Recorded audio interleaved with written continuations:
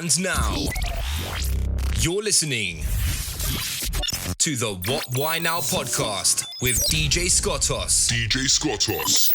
DJ Scottos presents What Why Now podcast.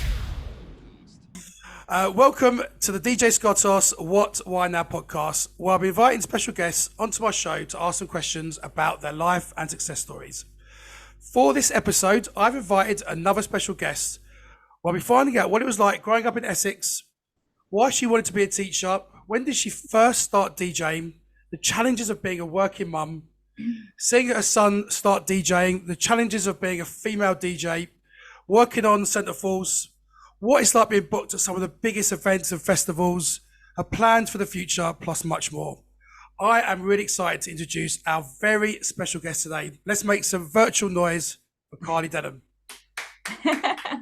Hi guys. Hi Scott, how you doing? I'm good, thank you. Thank you so much for joining my new podcast. Actually, it's not new now. It's actually we're in series 2, and I'm quite proud of this, by the way, because I honestly thought that I'll probably do 2 or 3, and everyone will go, "That's a good podcast." This is now, I think, my 15th, so I'm really proud of this. And this is going to be one of my favourite ones because, as you know, I've been stalking you for a while to do this, and we're getting to you about your teaching career. This is really the first time you've had a bit of time to do this, so I do appreciate it. And before we kind of kick into the podcast, just out of interest, what does Carly normally do on a Friday before the weekend?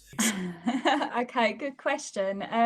So Friday for me is actually like a Saturday most weeks because I work 3 days a week, and Friday is kind of like my doing day, I like to call it. Okay. So that's when I get a lot of my tasks done, usually a bit of gym in the morning, and a bit of music preparation, putting sets together, paperwork, admin sort of stuff, even housework. I do that as well. Wow. And occasional, if I've got time, amidst all that, I might catch up with friends. It's just a bit of I call it my Saturday because quite often Saturdays are working days for me. So yeah. I've got kind of a higgledy-piggledy week most of the time, but I like it that way. I wouldn't have it any other way. Saturdays are usually kind of manic, and I don't really get any time to myself. Most days, particularly in festival season, I can be sort of out the door, like midday or before if I have to be somewhere that's quite far away, and I have to be show ready, sometimes at 10:30, 11 in the morning to leave, and it's great fun. Yeah, I was going to say actually, because obviously you mentioned about your preparation.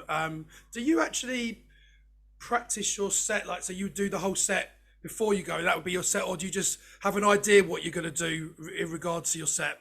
How do you sort of prepare Good for question. A lot of the events that I'm fortunate enough to play for nowadays, I've worked with for a number of years now. So I like to think that I've got a pretty good idea of kind of the sort of vibe, the crowds. A lot of my friends and followers I know are going to be there, and I know sort of roughly where to pitch it. But obviously, as we all know as DJs, that can be different to what you think it is on the day. So what I normally like to do is kind of provisionally plan a set. I might practice it a little bit, just go through the mixes, things like that. But I'll probably, if I'm honest, have about, about 10, 12 different sets on my sticks so that, if I feel like the energy needs to, increase, I might jump into another set, or if the set I've planned, maybe I feel is a bit too heavy, like once I get there and, look at the crowds and feel the vibes and stuff like that, then, I might go the opposite way and I might slip into something that's a bit more, vocally housey. I do quite a lot of preparation because, like I said, I do usually have a fairly good idea. Particularly, I sort of pay attention to like what stage I'm going to be on, whether it's the main stage or kind of like a a different stage, I would pay attention to who's playing before me and after me and stuff like that. So that's a good thing, by the way. That's actually a good point. Actually, I think for people that are trying to be a DJ, that you looks like you've got like a plan A, B, C, D, E, F in case that's not working or that doesn't seem to be going. But even knowing who's playing before and after, for some people that don't know, they've been in the industry. Do you ever talk to the DJs before and after to say what sort of set you're going to play? Just I don't know if it's a stupid question or not, but I'm just wondering, do you have that relationship where you maybe go to somebody and go, what tune are you looking to sort of finish with, or does it normally just randomly? So generally, not, but I do sort of know quite a lot of the DJs fairly well by now. So occasionally, I might have a message drop in my inbox, and someone might sort of say, "Oh, like, what you thinking of going with," or something. So occasionally, like, we might have a little chat. But I'd say 99% of the time we kind of go with our own vibe. I think it's like an unspoken rule that you kind of like keeping your own lane, sort of.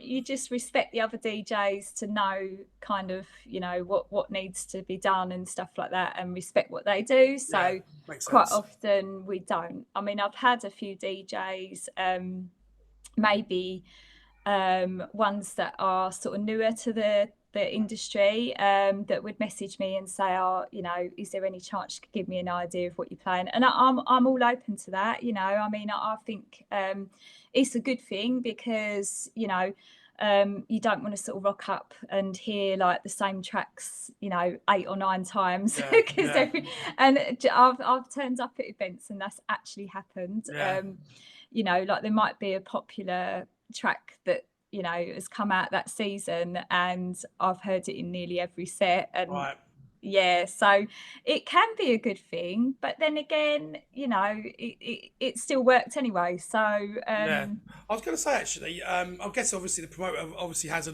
running order that they sort of have an idea anyway that they're trying to keep apart, maybe, but I know that doesn't always work, because you want to try and put DJs around their time and stuff. But that's good to know, like I say, because I think I'm a bit guilty sometimes, not preparing, and then I'm sort of doing this, and I'm like, and I'm trying to find a song. Oh, well, I thought it was on this. So I've been caught out, and that's down to the fact that I overthink it when I prepare. And I feel like, why? And then when I get there, so I've been caught out both times. So I think that's great advice, by the way, because you should have a plan A, B, and C. And like you say, nobody wants to hear the same 3 or 4 songs every hour. Of course. But that's why you're doing well. That's why I guess you've kind of like, you've got that experience now that you've over time. Does that something that comes naturally, or do you just sort of, I don't know, just sort of pick up things as you're going along? We'll get into this a bit more detailed a bit later on, but just...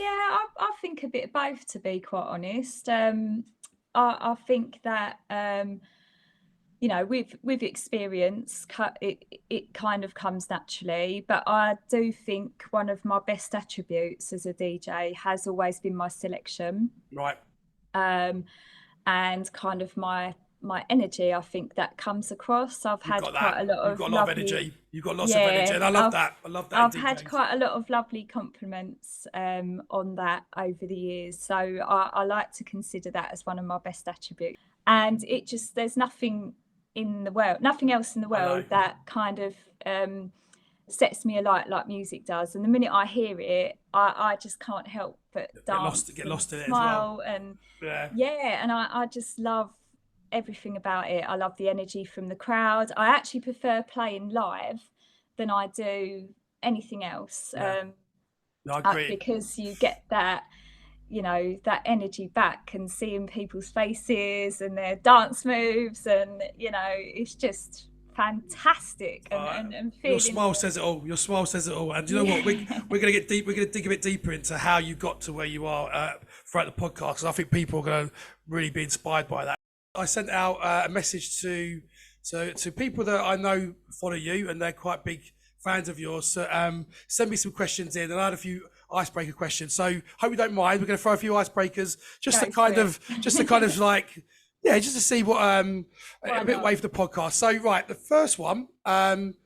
If a movie was made of your life, what would it be, and who would play you?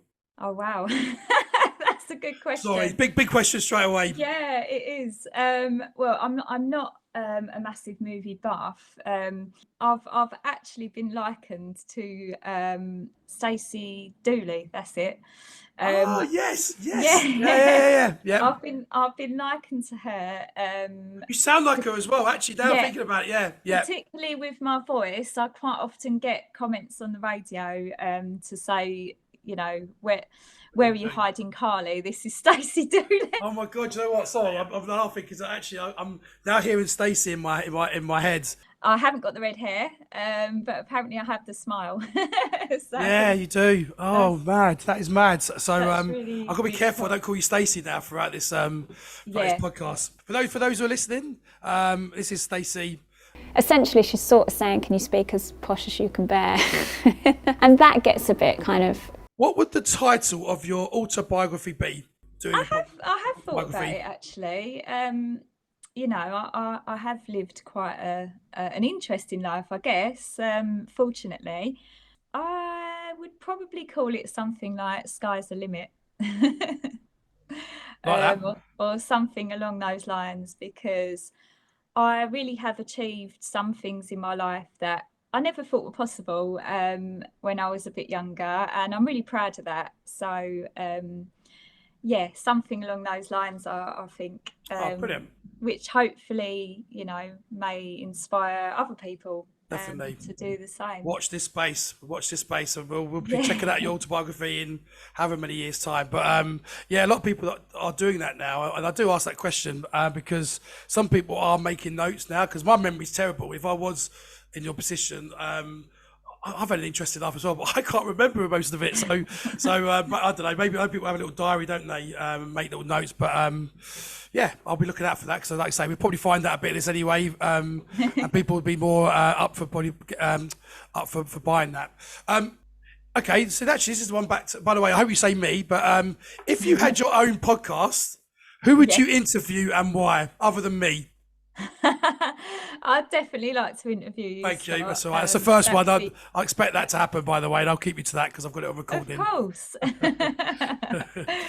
Who would I like to interview? Wow, there's so many people, especially in our industry as well, the music industry. I've got so much love and admiration for so many different artists.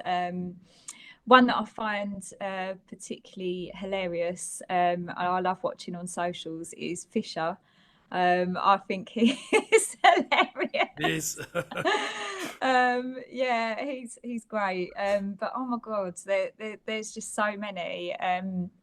I wouldn't even know where to start. Like DJ Rap, I absolutely adore her. So I did have the two questions I did get from your and by the way, I had thousands obviously that I wanted to ask you questions. I had to narrow it down. But the question I did get was from Tracy Edge. I hope I said that right. So what is Carly's favourite song to play out? And also how does she feel when she sees the crowd react to certain mixes and when she DJs? So it's a bit of probably 2-3 questions in there at once. Okay. Oh, wow. Good question. Okay. So one track that I do regularly play, probably about mid-set, I usually drop this track, and it's called Pump Up the Dance Floor, and it's probably one of my signature tracks. Not that, you know, I had anything to do with making the track, but I do love playing it. So that one is by Block and Crown, and it is actually like a mashup of Professional Widow, right, and by Tori Amos, and it's got the vocal of Pump Up the Jam, Technotronics.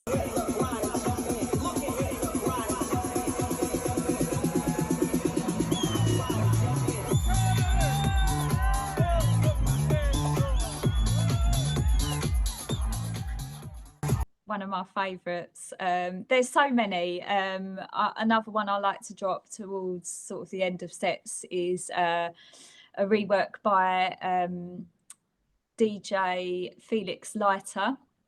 And it's a rework of the classic Commisera, Let Me Show You. And for me, like, there's just not many better drops, to be fair. And I love ending my set with that track. It really, just the energy's insane. Yeah, I've actually got a video of me dropping that a couple of years back at Clockwork Orange Festival. And I, at the pinnacle of the drop, I kind of start to build up with hand movements, and then I just literally start jumping like off the stage, and the whole crowd kind of follows my movements. Oh, wicked. And it was just like, wow. This is the video of Carly going absolutely crazy with the crowd following her as well.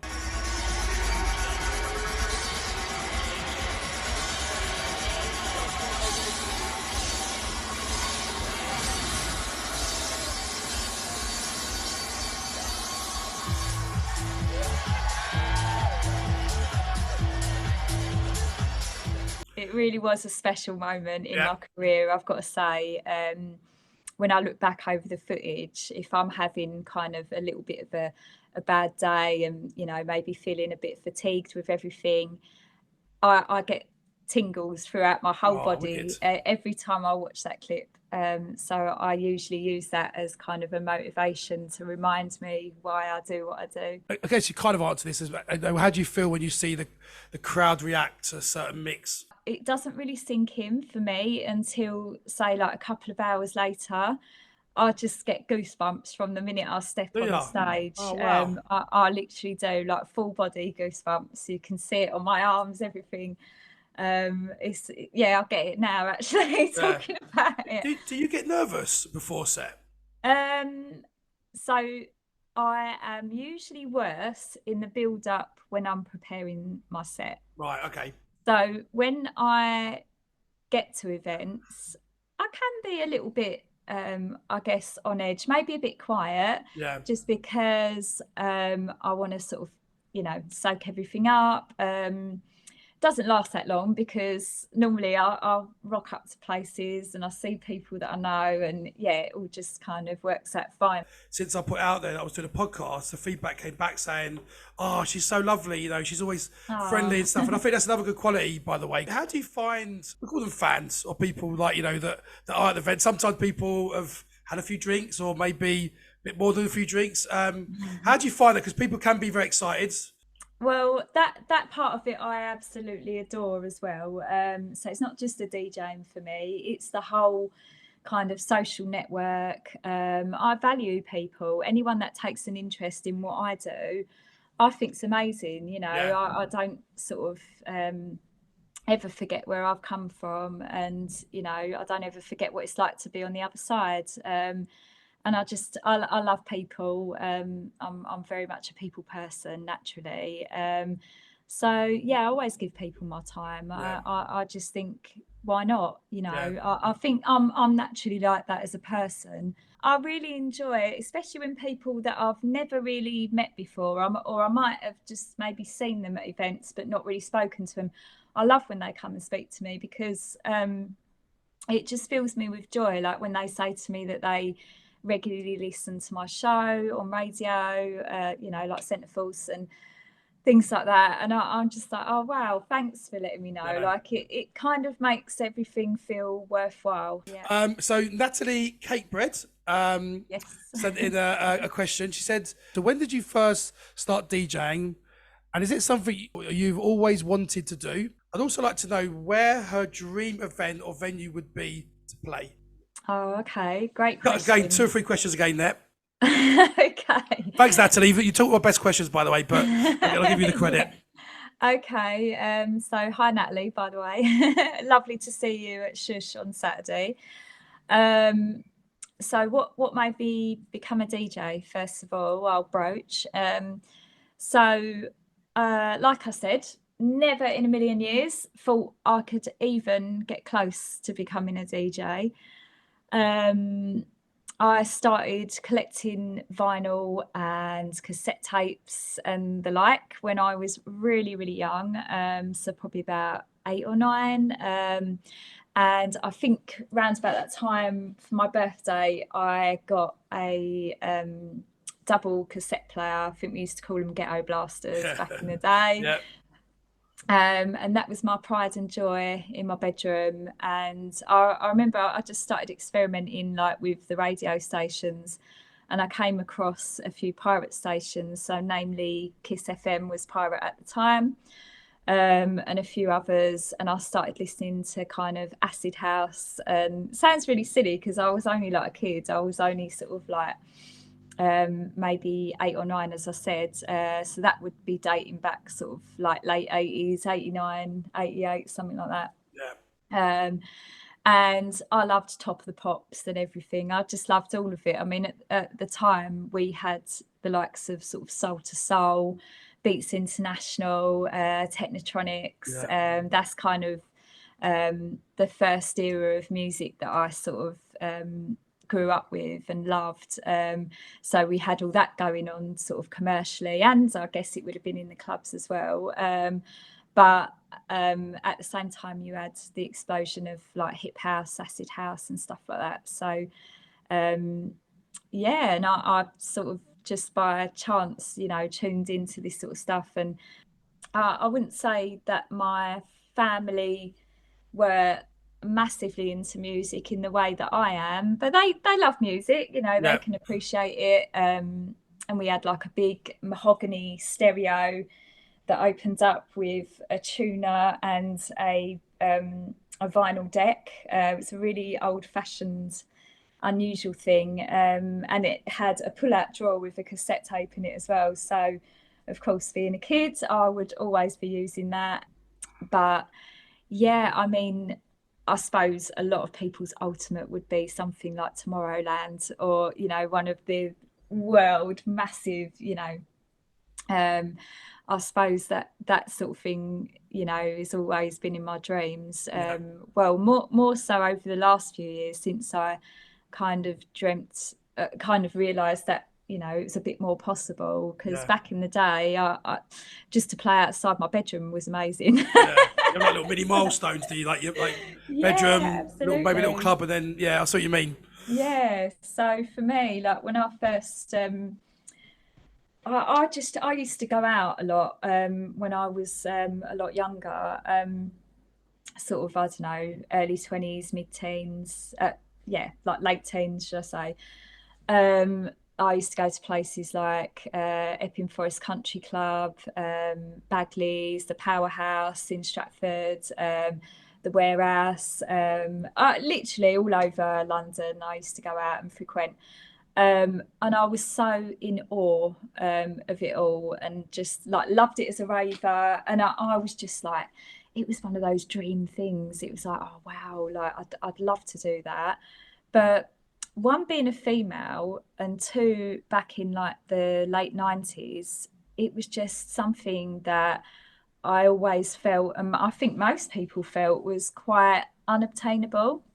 It was very kind of a niche thing, and it was just, you know, like you were the raver and they were like, whoa, like big DJs and like celebrities kind of thing.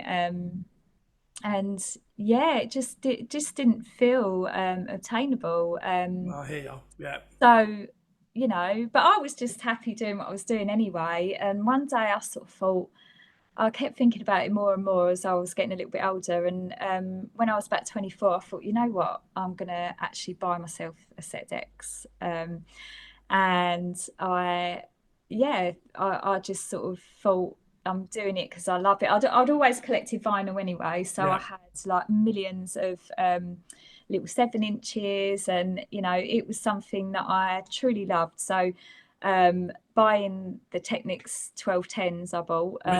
You went straight into the Technics. Yeah, it went straight in for Technics. And I just thought, I'm going to do this because I love it. I might never get to play outside my front room, but I don't care because, I love it. I mean, obviously, secretly, I dreamed that I would, but I never expected it to go sort of anywhere, really. I would have loved for it to, but at the time I was kind of like, I'm a girl for a start. Like, anyone that I'd say, I'd love to be a DJ, they'd just sort of look at me and go, yeah, all right. Do you know what, as well, on that as well? I've even talking to some DJs that are, been doing it slightly longer than you have, and even they said that their parents were like, "That's not a job.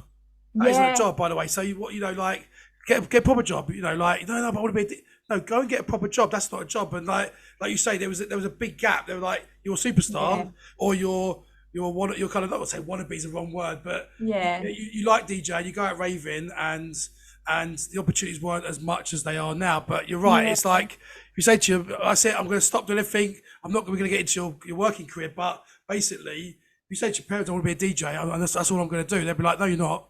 No, you're not. You're gonna get a career. You're gonna get an education. So absolutely. Aspirations is high. So and again, that's the be good when we go through it. It's just like, where did the penny drop? When did you start taking a few gambles and stuff? And we'll get into that. So do you lose out a little bit because of your work? It has done a couple of times, not very often. Okay, that's good. But there are a few events that sort of run. Like their week, maybe in Ibiza or somewhere else, Corfu or wherever, kind of, during sort of term time, which is a little bit limiting for me, but I'm kind of like always try and find a solution. So I can, fortunately, because I only work 3 days a week, I can sort of fly out on the Friday. Oh yeah, you have Fridays off, don't you? I mean, sorry, you said that at the beginning. Yeah, so I can sort of fly out like the Thursday night or Friday morning, and then I have been known to do that and then fly back sort of late Sunday night, because I actually don't start work until midday Monday as well, which is amazing. That's a result. That's a result. That's good. It's a really good. Yeah, I'm really blessed with the hours that I've got, to be fair. So yeah, I have been known to do that for certain promoters. Wow. For events. Right. By the way, that is the icebreaker kind of questions. Thank you for Tracy. Thank you for Natalie. And so now, so we're going to get into the podcast now. I understand you were from Essex. Whereabouts in Essex were you from originally? So I've always lived in the sort of Romford sort of area.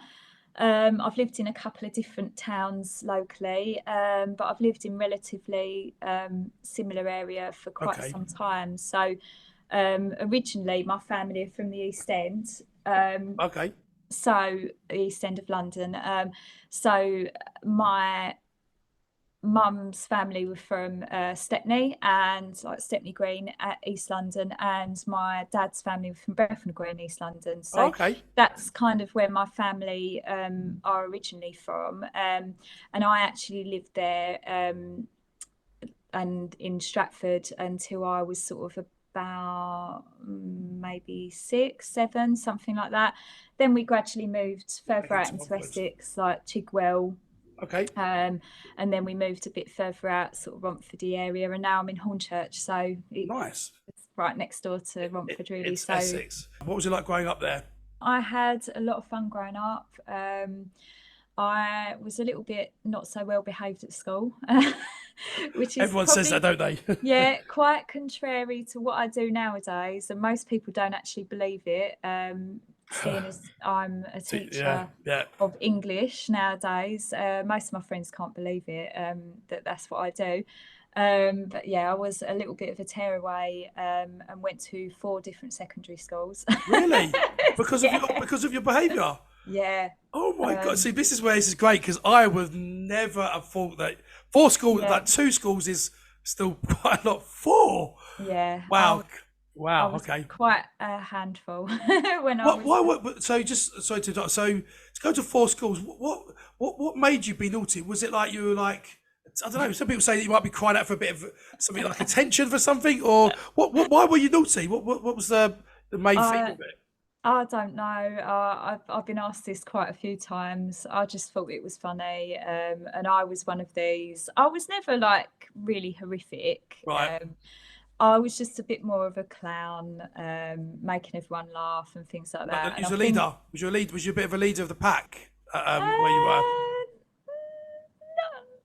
Maybe sometimes, but not always. I just had a bit of a flamboyant character, I guess. And I was always I like to think I'm quite smart. I was in sort of top groups and things like that, so I was one of these that would kind of do the work and then still make mincemeat out of everyone and just have a laugh and things like that. And just to me, it was the best time of my life. You know, that is mad. Do you know what? It shows that actually that, you know, it'd be funny if you actually went back and met some of your old teachers and, like, you know, and say, look at me, I'm now a teacher. All right. So do you have any siblings? And if so, how did they affect your life? I am one of 6. Wow.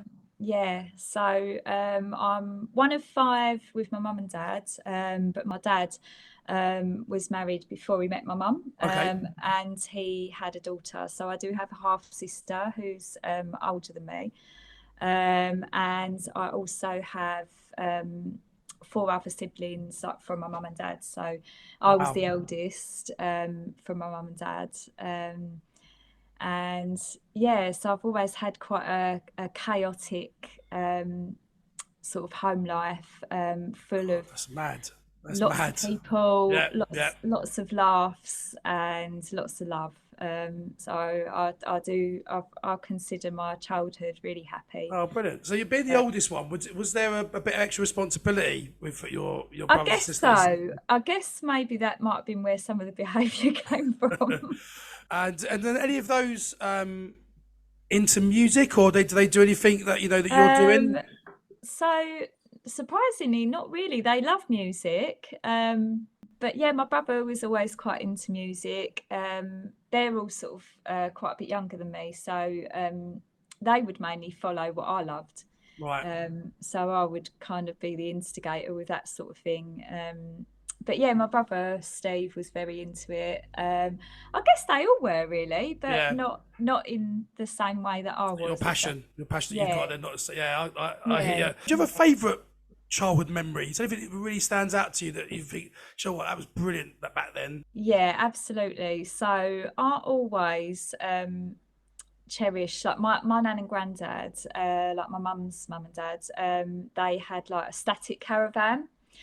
And that was down in Hastings, just outside Hastings, and it was nothing fancy. It was like on an old farm, and it was in a little orchard, like sort of field, with all static caravans, and I used to go down there sort of every single year since I think my mum took me down there first when I was about 6 weeks old. So that was like our family holiday every single year.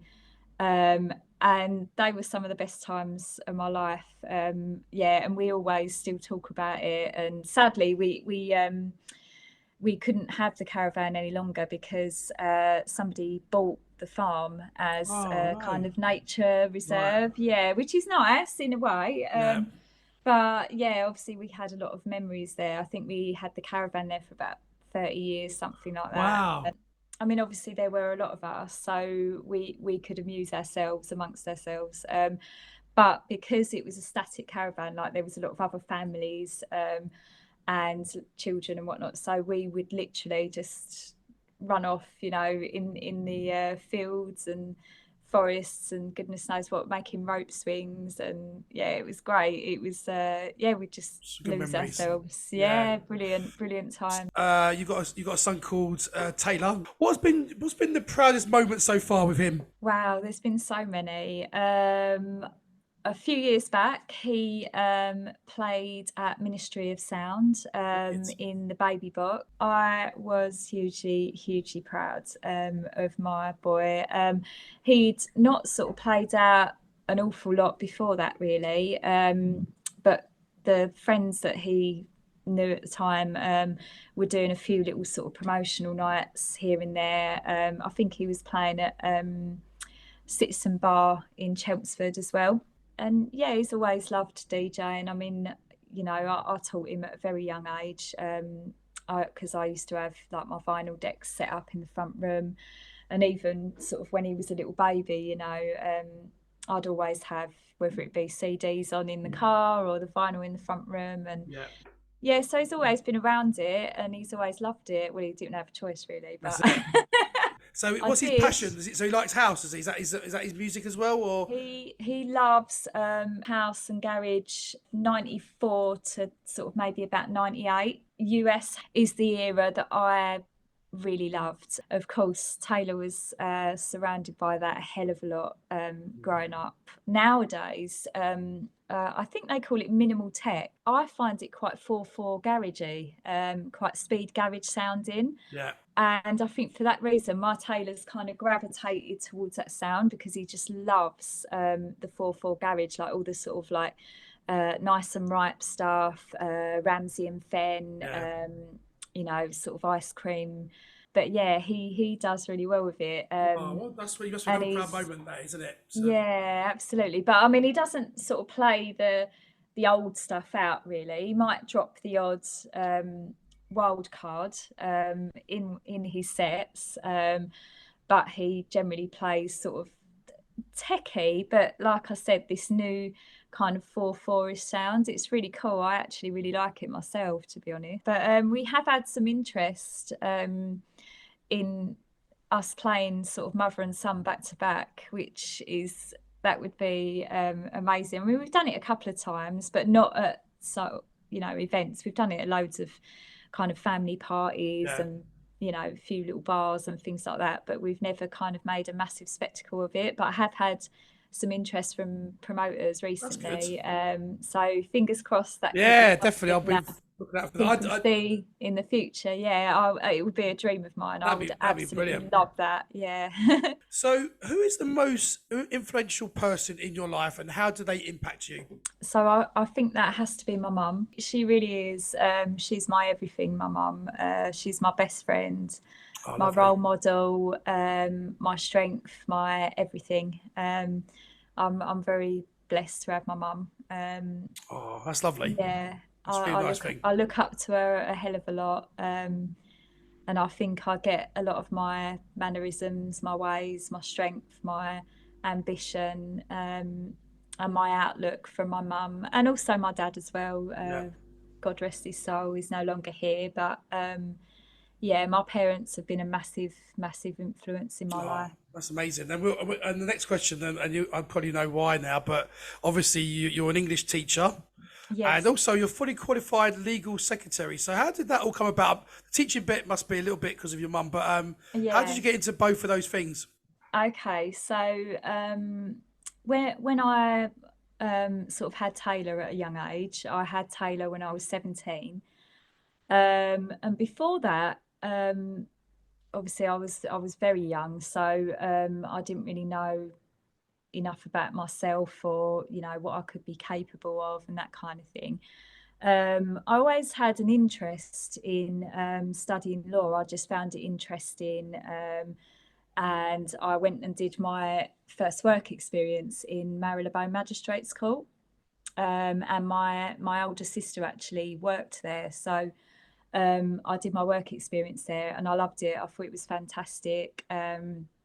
Really enjoyed it, found it interesting. So that kind of inspired me to think that maybe that was the career choice for me.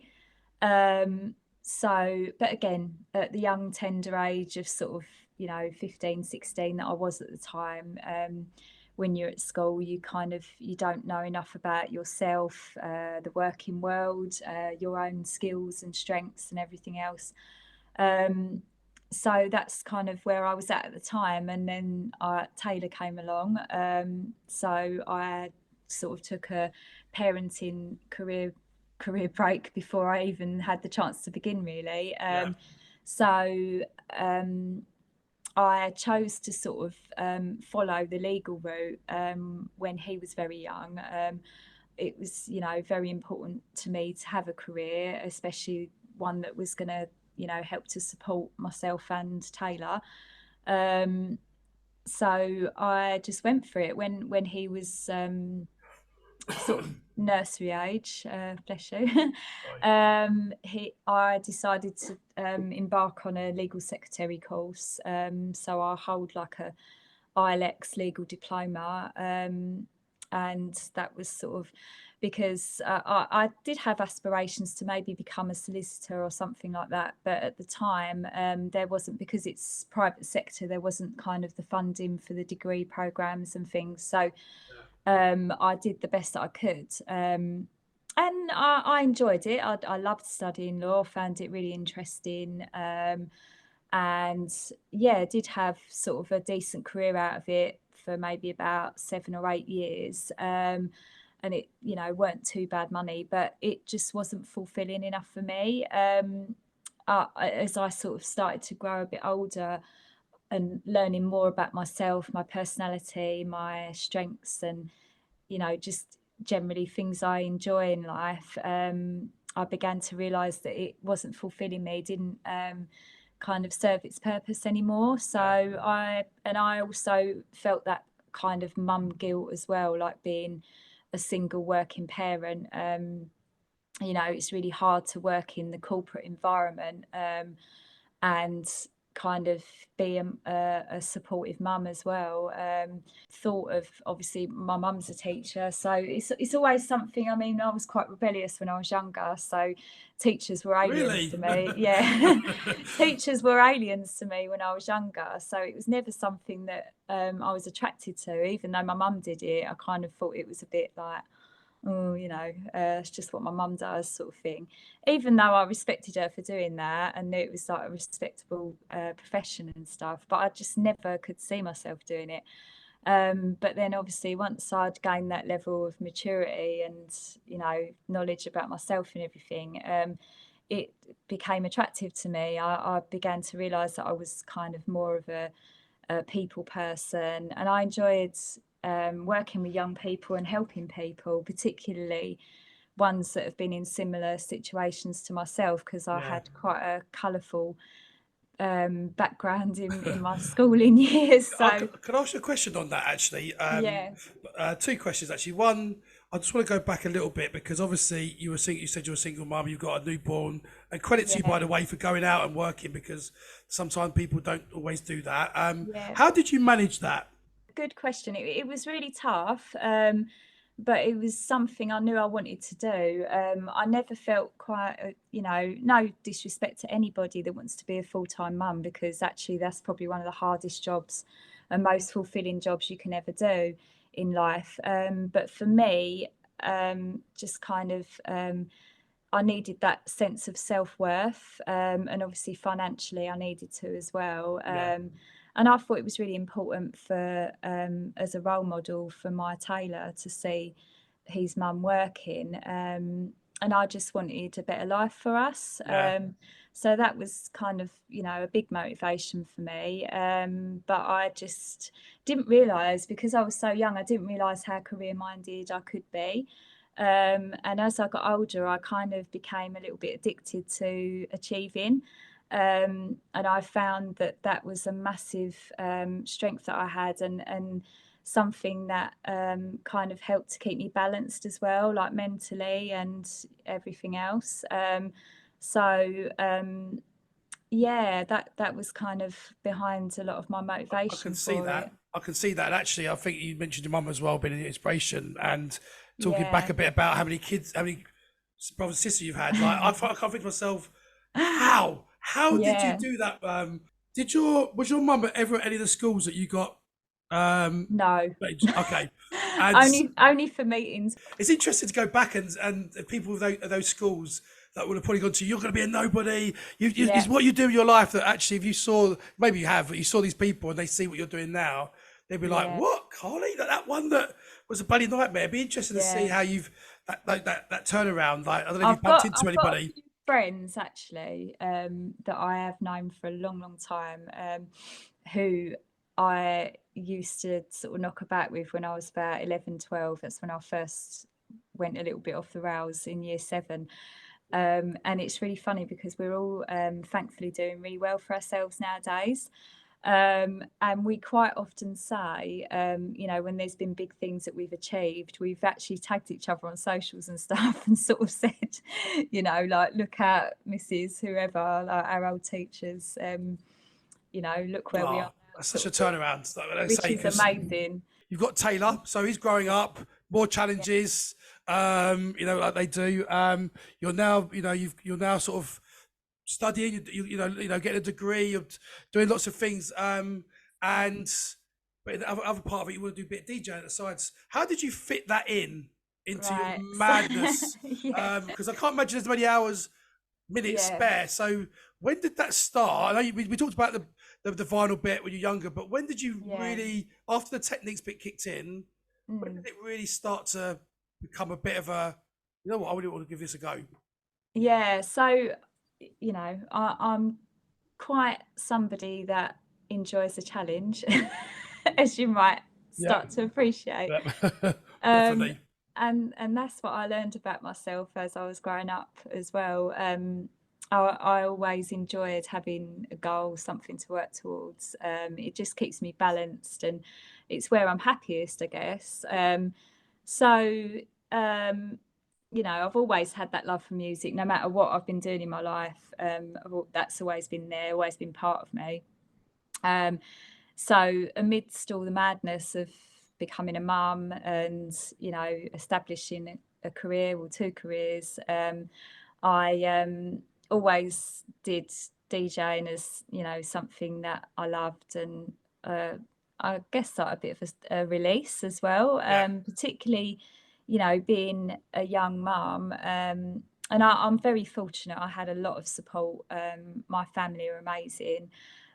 So I had a lot of people, like my sisters and my mum and dad and everyone, helped out a lot looking after Taylor as we grew. Grew up babysitters, really. maybe you basically trained them how to be babysitters, right? They used to fight over it. They used to love dressing him up and all sorts. So I was very, very fortunate, and I'll never forget the support I had. So I was really, really lucky in that respect. So that helped a lot. But on those occasions that I, couldn't go out and couldn't do the things that, an ordinary 18, 19-year-old would be doing, music was kind of my saviour. So obviously that love and passion I had for it, I just threw myself into, once I bought the decks, I didn't have a lot of money, so I got them on finance from Mixed Direct in Romford, and I just threw myself into it. I would save up, buy all the latest vinyl, and still continue to collect the classics. I used to love going vinyl shopping and stuff. That was brilliant. I missed that, actually. It was just my little get out. I call it therapy. Do you call it therapy? Yeah, absolutely. Yeah. Like, it kept me on the straight and narrow. I mean, there's a lot of things, that I could have been swayed towards, but music was my one love. So, like on a Saturday night, if I wasn't going out, and I'd have my Taylor there, sort of after dinner, I would put music on, put the lights on. He'd be the raver. You'd be DJing to him. Yeah. Oh, I love that. I think that's brilliant. And he could be your raver, like, jumping. Yeah. Absolutely. Yeah. And it was something we could do and share together. Yeah. And we just both, Taylor's musical mind is exactly the same as mine. He's like a little mini me. Particularly musically, his understanding of music is unbelievable. When did you know you thought, I'm actually quite good at this?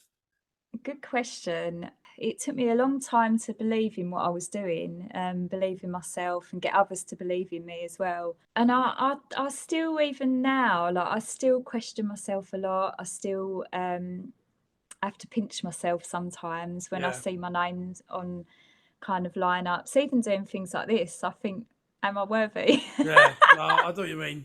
Well, obviously, being on this podcast, it's very difficult to get on it. Obviously, you can imagine there's so many people want to do it. You must have years of waiting lists. Oh, honestly, it's ridiculous. I understand that. No, we're joking aside, but but that's a good thing. That's a good quality to have, though, to still think like, you know what, yeah, I've got to picture myself. I'm not like, I'm not the, getting carried away. I'm this person, I'm that, and Yeah. I'm Carly Denham. I could do, I could walk anywhere, I could get in anywhere. I'd have to queue up. You don't have that. I can see the No. opposite. Yeah, No, which is a I good quality don't. to have. I don't. I just, I've got the same respect for people, whether they're in the same industry or they're not. People are people, and I just don't feel like you should be any other way towards No, people. completely agree with that.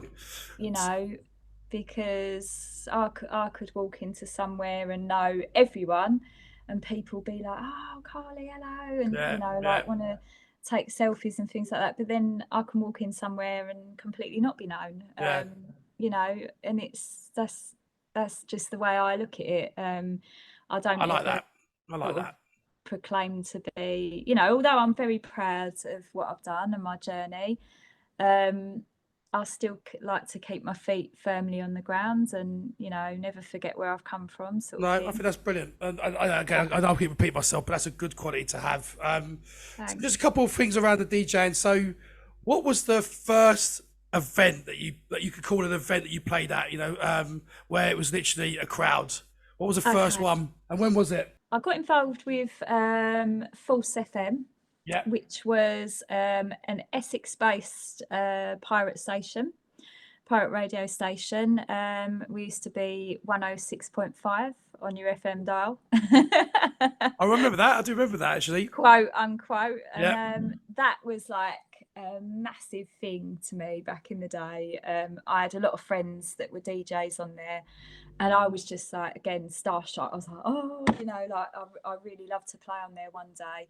But again, never thought in a million years that I'd be good enough or that they'd have me. And then it happened, and thankfully I had a few friends on there.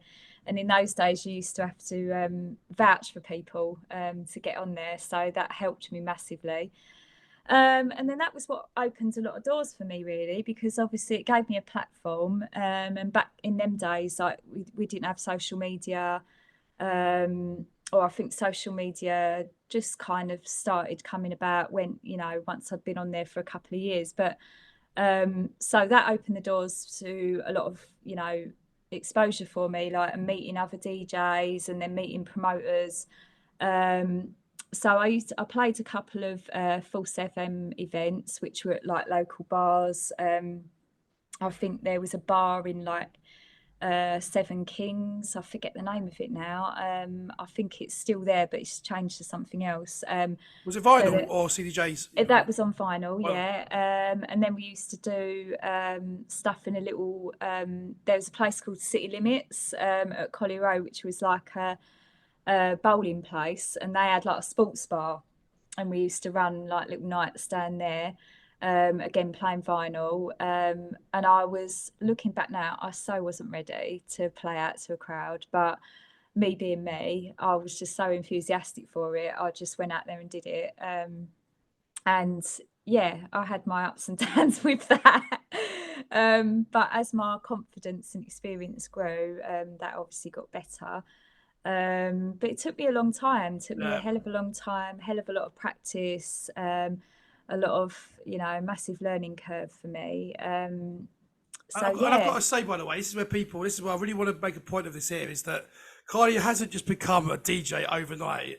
This is what you have to do. You have to basically, you could be, like you're saying, and correct me if I'm wrong, you practice, you've learned at home, you practice your son, you've now gone and done a bit of stuff for radio, you've gone and played at some really small events, and admit it was hard, and a lot of it's confidence as well. So it takes time. This isn't, and by the way, vinyl is bloody hard to DJ on anyway. So you've got that going on. So all these things you've got going on, and you're playing to a crowd. So this is a completely different setup. And this is the thing I think people need to understand. Like this isn't easy, right? No. You may smile and laugh and have great fun when you're DJing, but that's come with practice. And I think that's quite an important point to make. And I think I just want you to answer this question.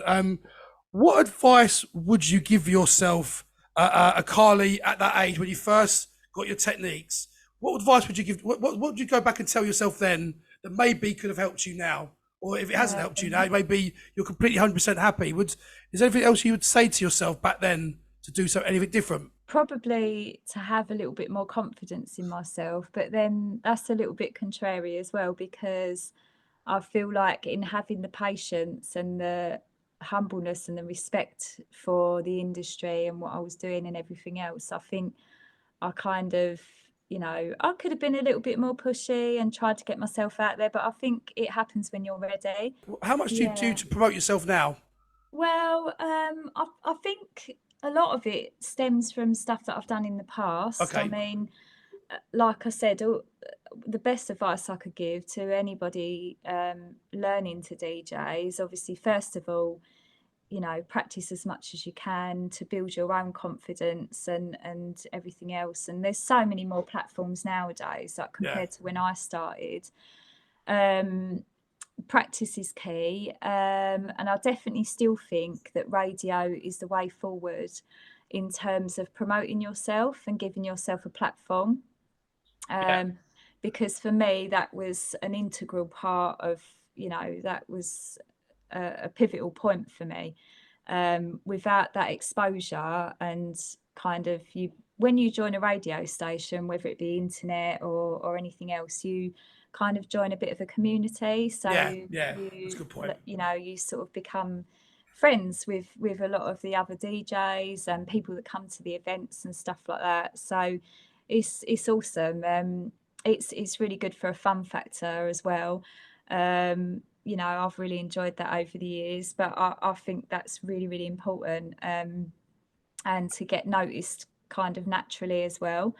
So obviously want to talk to you about Centre Force. What is it like, and what are the people like, and what's kind of been sort of the proudest moment so far on there?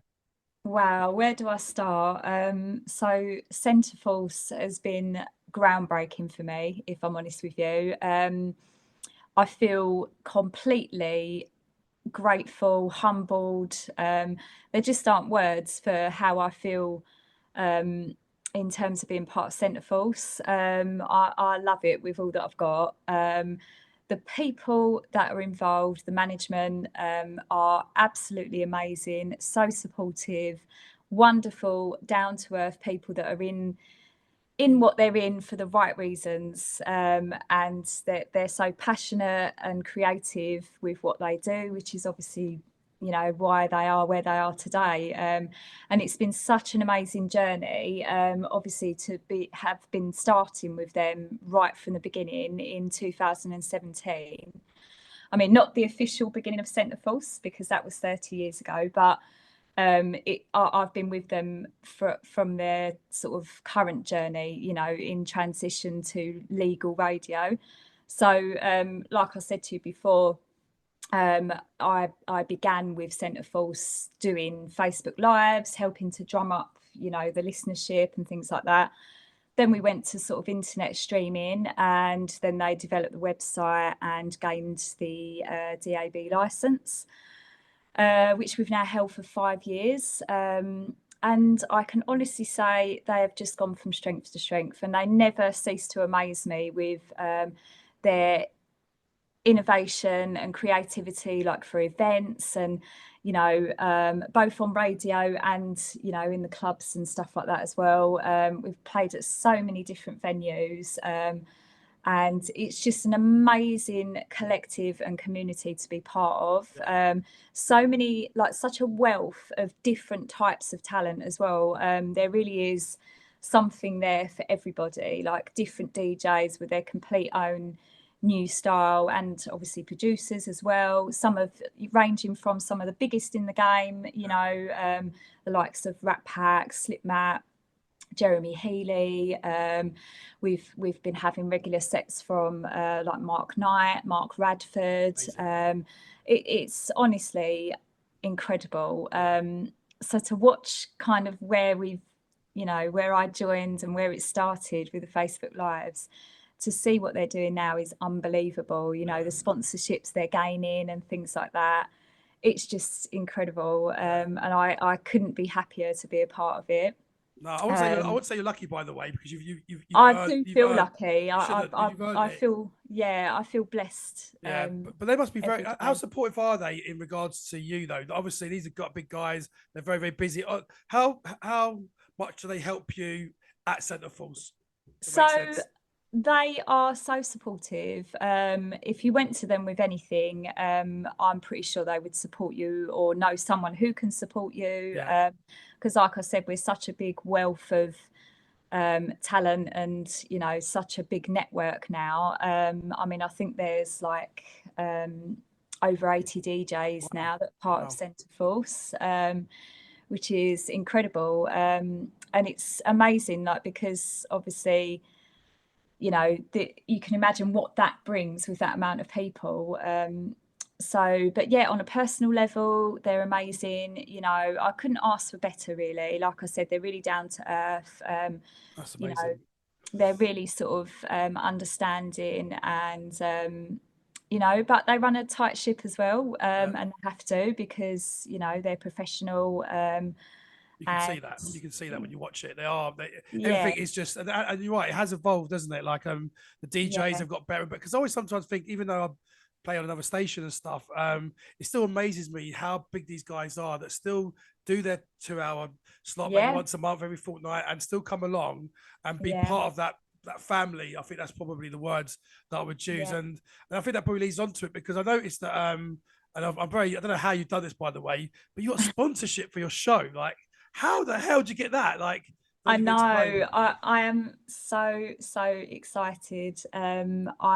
It's just been communicated to me that I've now gained sponsorship for my Wow. show by Cafe Del Mar Spirits, Whoa. which is unreal. There's, I'm literally stoked. I think I nearly fell over when I got the call from marketing.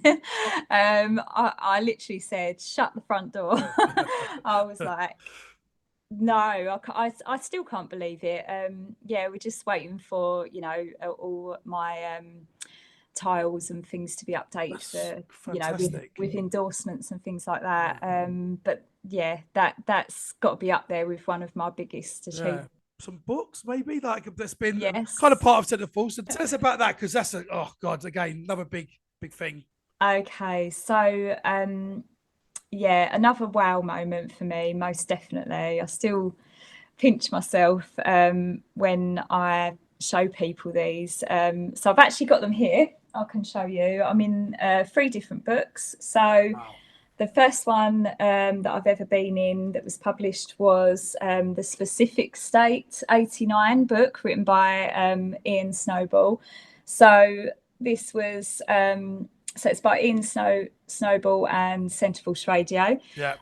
So this was the first book written about Centreforce and their journey from sort of, you know, back in '89, like with the pirate scene that they were a part of and everything else, and their first parties.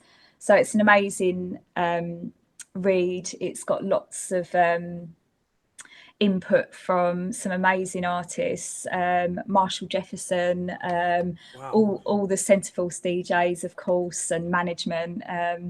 Yeah, so it's a pretty unreal read. So that I was very proud of to begin with. So after one, And then you thought, okay, that was it. That's a great achievement. Then suddenly yeah, another one comes. absolutely. Yeah. So the next one that I've been lucky enough to be in was the second Centreforce book. So this was written by a different author, Matt Trollope, who is amazing. I believe he used to work for the Romford Recorder, Wow. and he's written. I think if my memory serves me correctly, I think he's had involvement with some other autobiographies like The Life and Lines of Brandon Block. Wow. So he's amazing. So I'm also in here alongside all of the, you know, all of the artists that are with Centreforce, and this talks about a lot about the journey that Centreforce have had right back from pirate days, and sort of coming forward with the the transition to legal DAB, but massive pinch me moments. Yeah, so I believe these are well, I know this one definitely is still available on the Centreforce website. I think this one, being a little bit older, may be available on sort of Amazon and places like that. The links will be in the socials, everybody. Anyway, so we'll add that. They'll be in the socials, so you should be able to click on that. Yeah. So there's one more out of the three that I wanted to talk about, which again, I still can't believe that I'm involved with this one. So there is now an organisation called Lady of the House. So Lady of the House began with a lady named Layla Mackenzie, who is amazing, and she really champions female artists of all descriptions. So not just DJs and producers, but singers and whatnot as well. So she has been a massive pioneer recently to support kind of equality for females in the industry, because as we all know, it was felt, some years ago that was kind of not in line to what it should be. So she decided to campaign a lot about this. And one of the things she decided to do was to create a book and to show the world how many incredible female artists there are out there, and what they're famous for, what they're kind of done in their careers, and what they're still doing. So I'm just going to show you, because I've got the book right here. So this is an absolute masterpiece. I don't know how well you can see that. It's beautiful. Yeah, I can. This is actually a limited edition, the one that I have. How could you not? You have to have the best version. So there was only a few of these made, but you can still purchase the ordinary copies from Lady of the House website. So you can search Lady of the House, on all social platforms, Instagram, Facebook and whatnot. And I believe they have obviously their own website as well. But I also know that Lady of the House were selling Lady of the House book through Defected website as well, because the book was accredited by Carl Cox, and also it's got kind of input from Sam Divine and other artists like that. So that's brilliant. Yeah, it's amazing.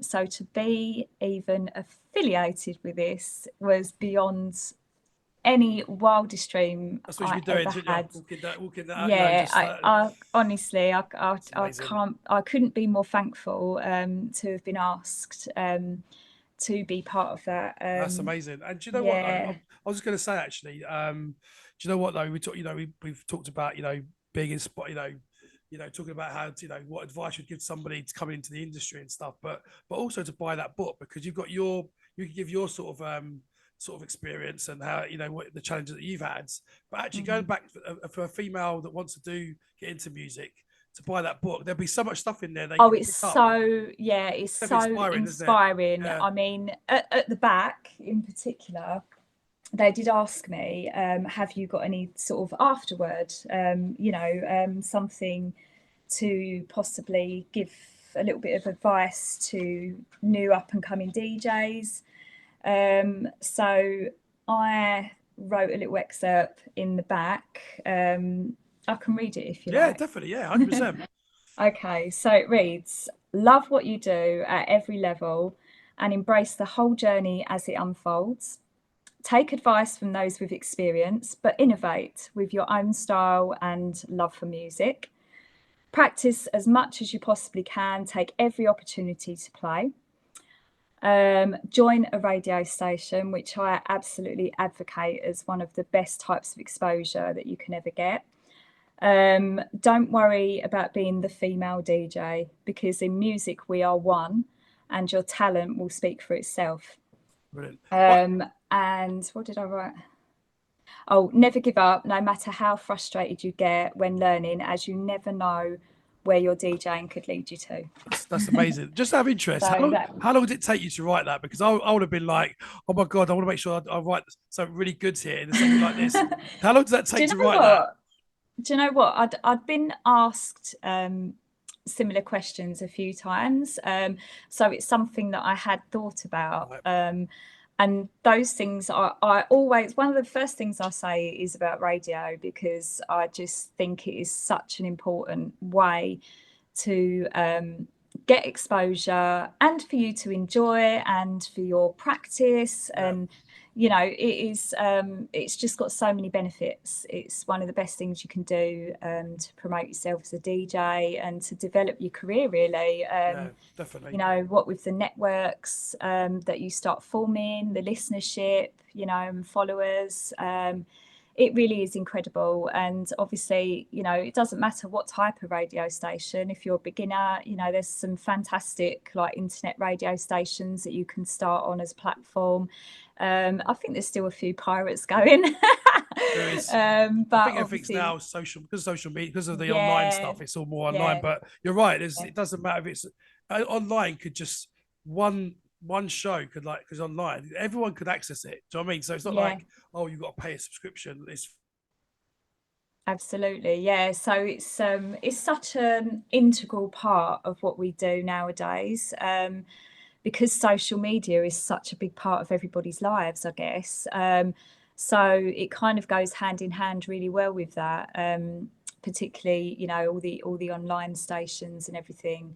What with the sort of technology that we've got now, you know, people can stream these things anywhere, can't they? They can stream it through their phones, through their car systems, you know, through their digital radios at home, or TVs, and goodness knows what. So it's a whole new world in terms of that sort of thing. So yeah, it's crazy. And just on your show, before we move on, so every other Tuesday between 4 and 6, they can listen to your show.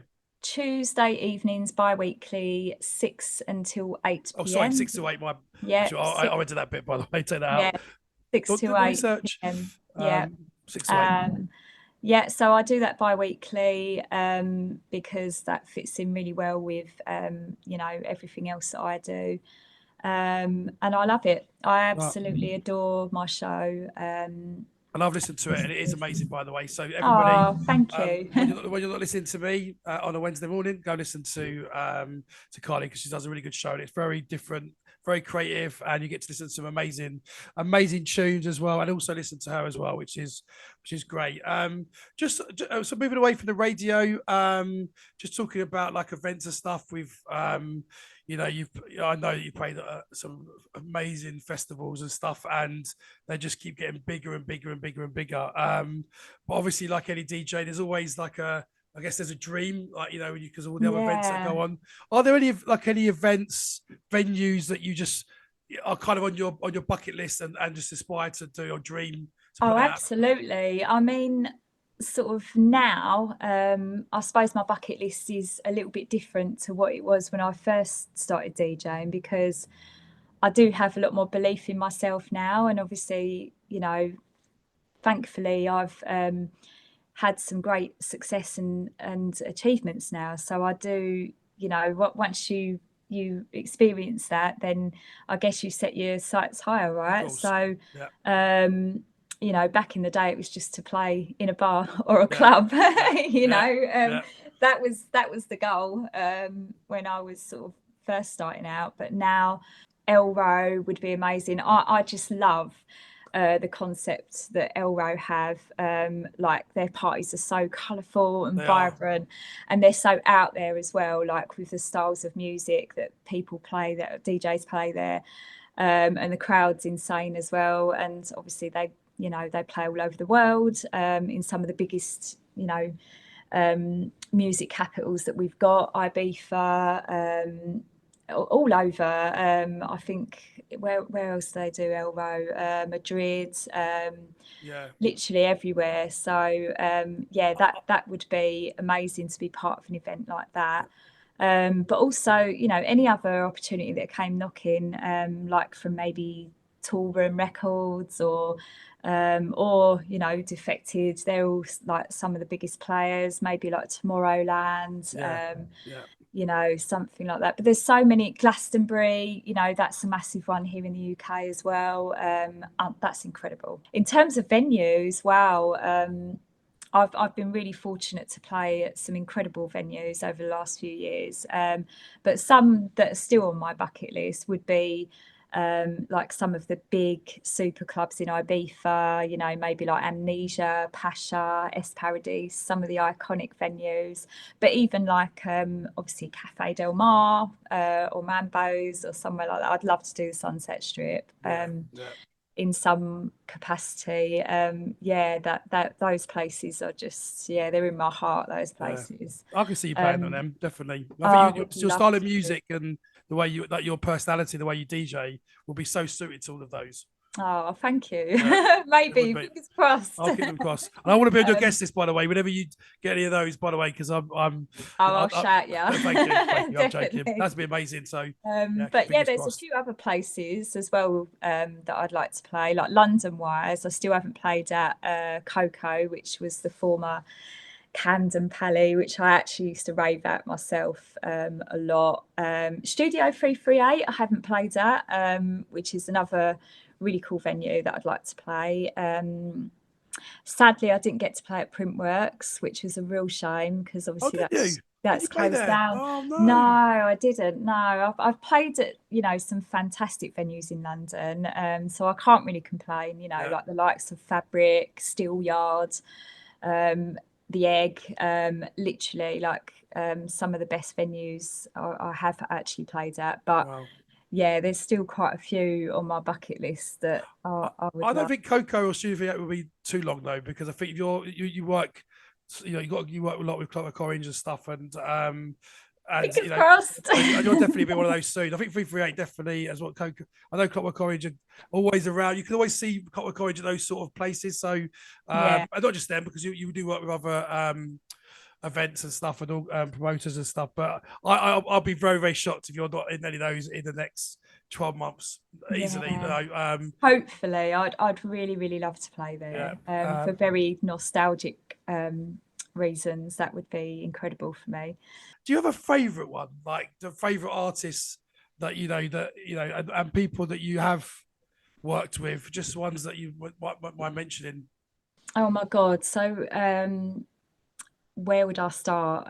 There are so many that I've had the absolute pleasure and been lucky enough to work with. I guess through Clockwork Orange, they've had some amazing headliners, like absolutely unreal. Gokwan was a fantastic person to me. He's a fantastic artist, an all-round wonderful person. Love Gok. But also they've had incredible like kind of headliners from back in the day. Rat Pack have got to be up there with some of my biggest icons.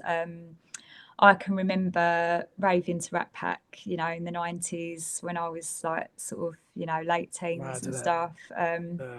So to even be, you know, on lineups with them from time to time, you know, over the last few years, and to kind of, you know them on first name basis, like where we've had affiliation through the radio and events and things like that, is incredible. I never ever thought I would like actually get to speak to them, you know, back in the day, because as I said before, that was something that was so taboo.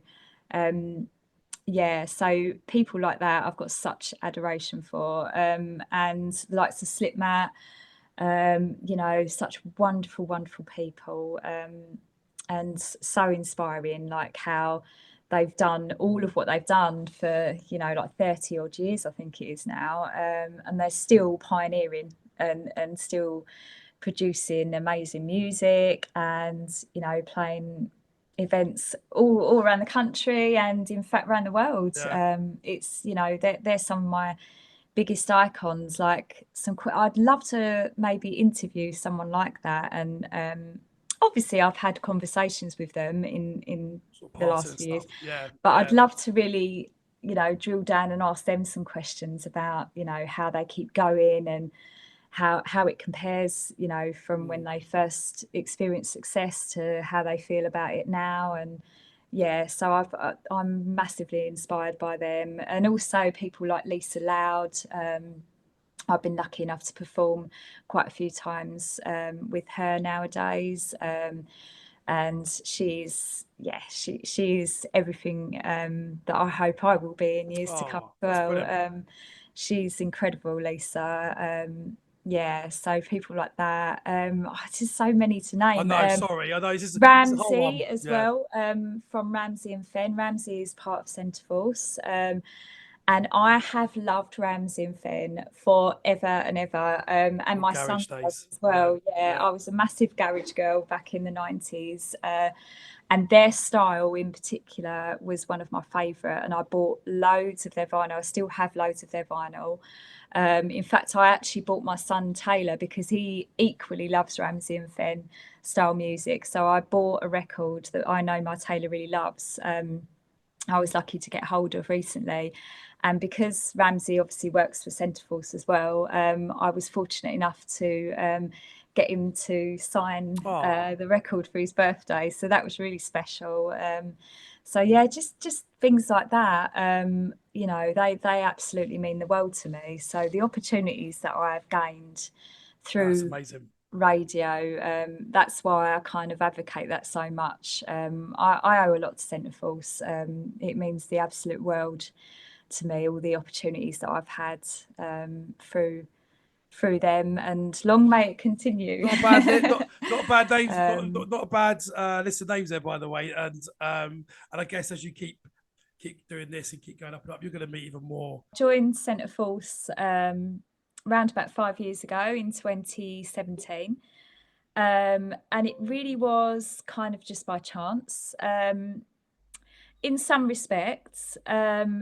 But I don't think, had I not done a few bar residencies and things that I did before, I might not have had the kind of social presence or anything else to enable that, if that makes sense. Yeah. So what actually happened was Danny Swallow's mum saw a video of myself and another performer. They were doing sort of bongos, like percussion, and I was DJing. So I used to do a lot of private and corporate events.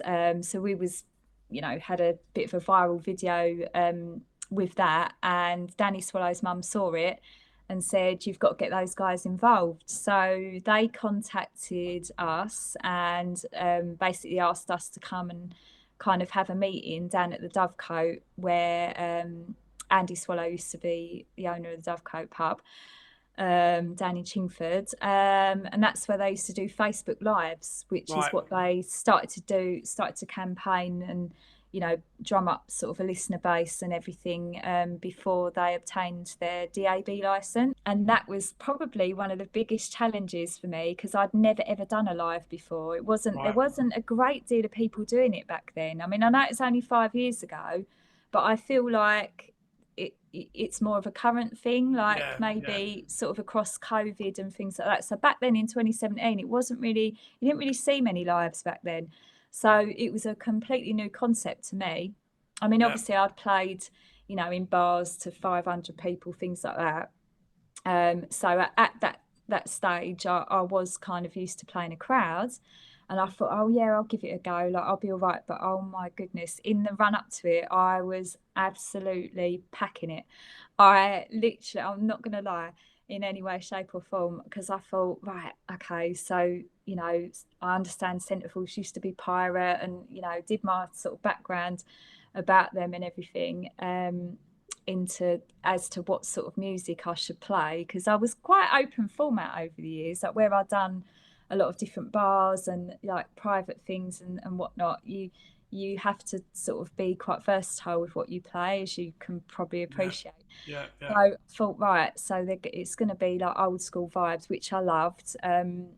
So I played sort of a lot of different stuff, like right from early sort of 89 style sort of house, through to sort of 90s stuff, and I think I even dropped a bit of hardcore towards the Oh, end, did you? which Wow. I absolutely adore as Yeah. well. So, and I was smitten. I absolutely loved it, but I was so nervous. Like, I didn't even want to jump on the mic, despite all my experience on pirate radio. I think it was because I was behind a camera and I had to DJ and people were watching me, you know, like Was it it like was different just, cameras, like some on your decks? yeah, they did. Yeah. Yeah. So it was really daunting for me because I'd never done anything like that before. I mean, now, like, you know, when I play on centerforce nowadays, I'm constantly on camera and I don't Yeah. even think about it Yeah, because you yeah. just, you know, but back then it was it was a whole new concept. So I was absolutely bricking it, but it was amazing. And Johnny C and Danny were there and they were amazing. I was going And to say, I what just, were they like then, actually? Because obviously you're very new, and these guys are quite well. You know, these are yeah, guys that not say legends, but they've been around for a long time. yeah, of How course. did you? Did that make you nervous meeting these guys and Oh, them fit? massively. Yeah, Yeah, I didn't know what to expect. I yeah, mean, you know, you never do with this sort of thing, but they made me feel so comfortable. They're so down to earth, you yeah. know. They're from sort of the East End and whatnot. And that I just felt like I'd known them for ages. Like, after one meeting, it was so nice. And I was absolutely buzzing when I come away. I was like, oh my God, I can't wait for this. But why do people still do radio when they are like headliners at festivals and stuff? Well, I can't speak on their behalf, but what I would imagine, if they're anything like me, it's the pure love for it, number one, and other things like, you know, wanting to keep the scene alive, wanting to share new music and, you know, still share old nostalgia as well. And radio is a massive integral part of our club scene. People that don't know, when is your show on Centerfalls?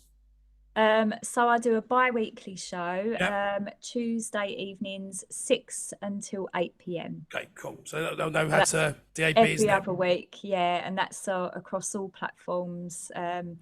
DAB radio, that's DAB plus London, and you can download our app. You can watch us live on Mixcloud.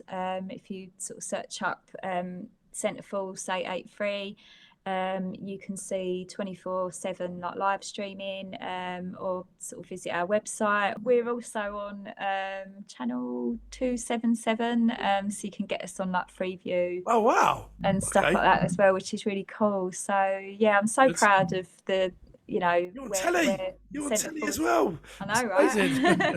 How have you overcome the normal stigma and perception in a kind of a male-orientated industry? Okay, so yeah, being a female DJ has its upshots and downshots, really. I'd say probably more upshots nowadays. It seems to be quite something that's still niche, but there's a lot more up and coming female artists, which is amazing to see. I personally have the opinion that it doesn't matter your gender, orientation, whatever, ethnicity. I think let the music speak. That's always been my ethos with it. I mean, you know, that there is that element of, because I'm female, like maybe some people might consider it something different. So I guess that could be considered a little bit of a niche. But with that said, it's not just about kind of how you look and what you are physically. It's about what you bring to your performance, 100%. and what you continue to bring to your performance. So I don't think you'd, you know, sort of get on if you weren't doing the right things. And No. I feel like when I was first getting into it, it could sometimes be a bit uncomfortable because it did feel a lot of the time like boys club. Well, it was. I mean, when I was on False FM, there was only me and one other female DJ, and then I think towards the end of the time that I was on there, there was one more. So there was three of us in about a group of, I don't know, maybe about 60 DJs or something like that. you kind of feel a little bit singled out, and maybe sort of less likely to want to speak up for yourself and things like that. But I think it also teaches you to do that for yourself as well, like once you've been in it for a while.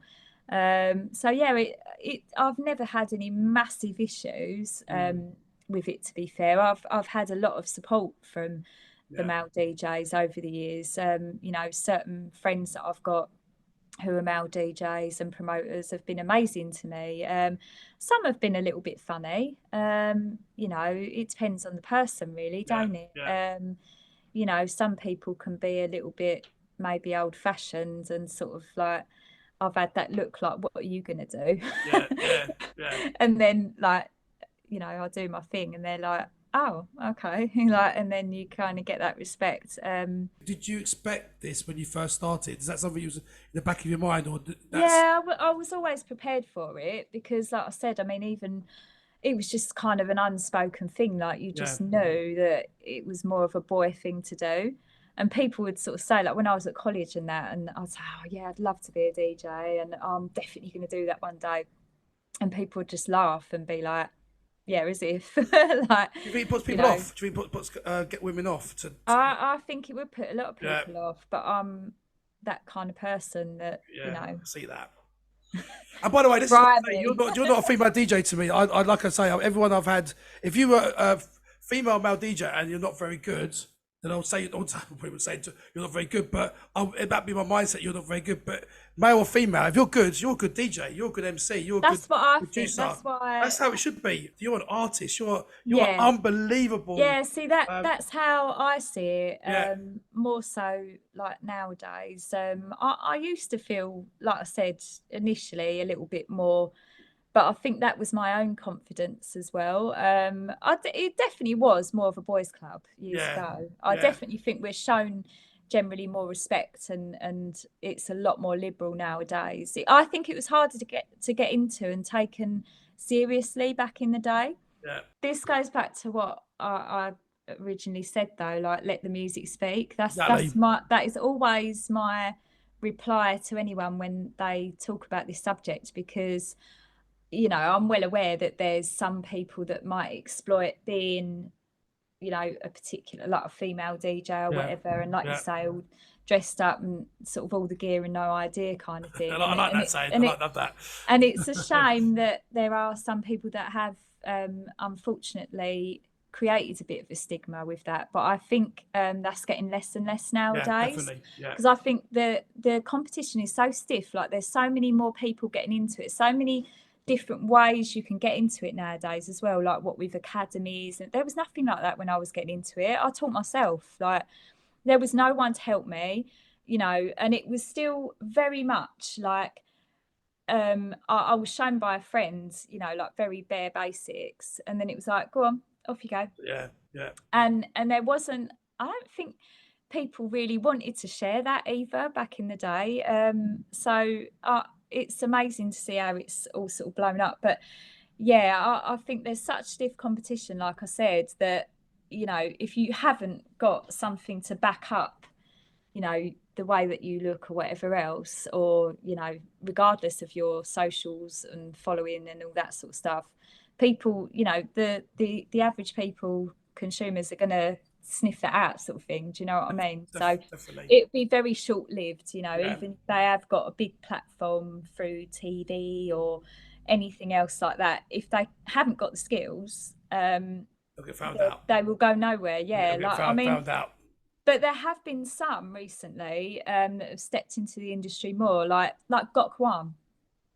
He is amazing. I absolutely love his vibe. I watched him during COVID as well. I know he got Orange. I watched him with COVID. He was funny. He was really good. Fabulous. He has a fabulous, like, social presence. I mean, you know, especially with what he's done throughout his TV career.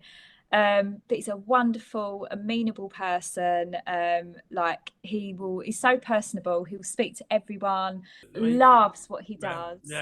He's one of us, and you can see it. So that's why he's smashing it at the moment. Did you have a mentor? And are you a mentor for anybody else? No, I've never ever had a mentor. I've had, like, groups that I've been involved in and stuff like that, and obviously people being encouraging, which is great. But I've very much been quite a lone ranger with it, built up my experience and confidence and skills in my own way. That's made you, I think, who you are. You've learned the hard way in some way. You've earned your stripes. I mean, you've done that. I guess so. I mean, I am an advocate for academies and stuff like that. I mean, in most recent years, like earlier this year, I've been on a couple of courses. I went on a course for music production, and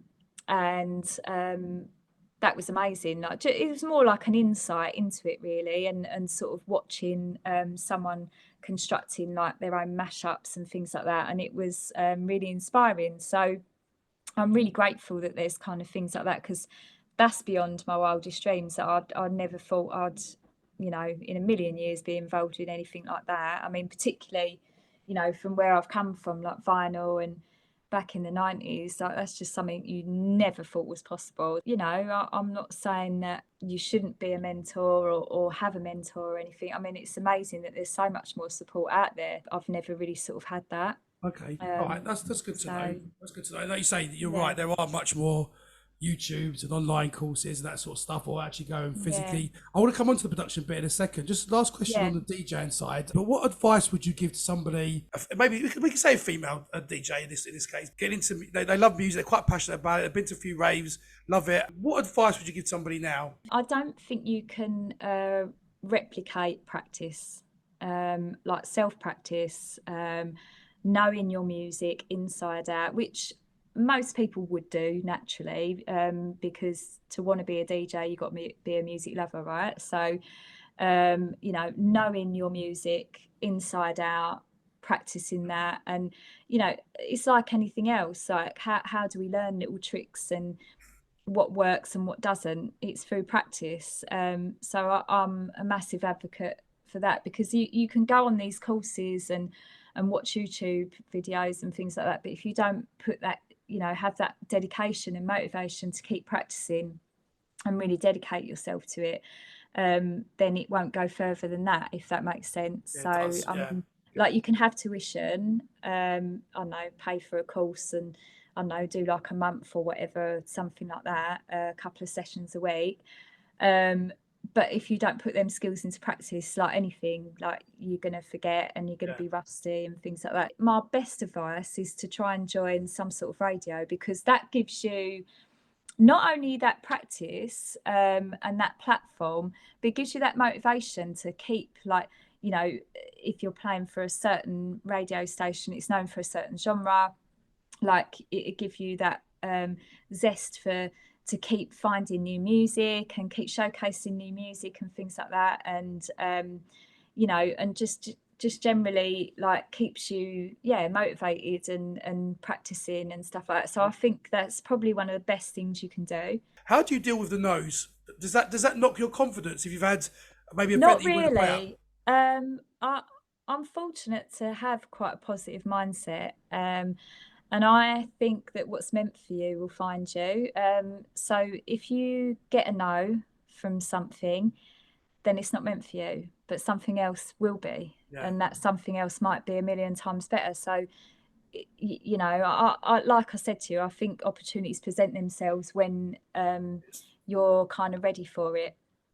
Okay, that's good. So that's my take on that. I think people lose confidence when you hear no's, and they can do, yeah. Like, and it's like having no's, you have to get to like, because people, this is your dream, right? And there's two parts of those. No's because it could be just like it's not the right time, but also, you mentioned earlier, confidence was one of the things that you took longer to. You had the skills. How do you gain confidence? I think that's something that just comes with experience, and it's just having that ability to bounce back and, like I said, never forget your dream. In more recent years, I don't think I was as positive, back in the day when I was first, I used to have hissy fits and stuff like that over it, and have my down days where I was like, I'm not meant for this, I can't do this. And, I still have days where I doubt myself, and occasionally, like, I think that's part of being human, isn't it? Is that because the diary might go a bit quiet a bit? Maybe there might be a month where sometimes you might have 2 bookings a day or 2 bookings a week. Does your doubt go maybe when the diary isn't always as like, because I guess it goes like sometimes you might be crazy where. Not really. I mean, touch wood, You've been quite consistent fortunately, I am pretty much busy all the time. most of the year. Yeah. So it's not really that.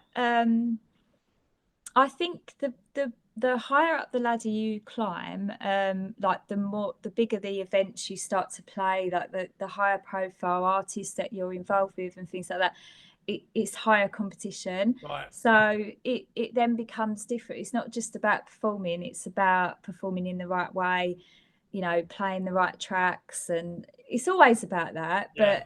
But Are you like, perfectionist though, Carly? Are you a perfectionist? very much so, very much Yeah. so. Do you come away sometimes and go, oh, do you know what, I wasn't happy with that? And sometimes, like, what I think might be, you know, under par or whatever, you know, other people saying, oh, it's amazing and stuff like that. But for me, it's, you know, I know that I could have done that a little bit better, or, you know, I fluffed that a little bit in that mix, or I didn't drop that where I should have dropped it, or whatever, you know. But it's par for the course. Like, we are human. I do crucify myself over things sometimes. I really do. Yeah. But I have to stop myself. So Yeah. I have to have a little word and go, come on, like, and I'll try and just, when I'm going through a period like that, I try and just be grateful again. Like, gratitude has got me through a lot.